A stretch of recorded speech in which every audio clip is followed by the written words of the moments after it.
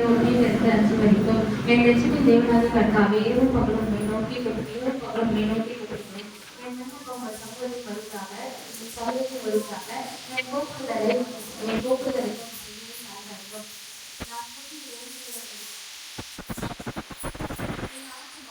என் ஆத்மா உங்களால் நிறைந்திருக்கிறது.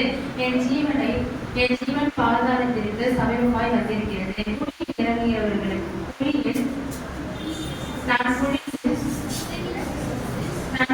இறங்கியவர்களுடைய எண்ணப்பட்டு வளர்ச்சி போடாதேன்.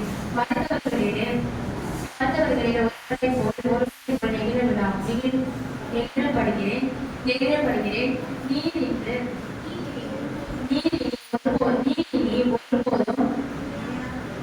நீ ஒருபோதும் இணையாதபடி உமது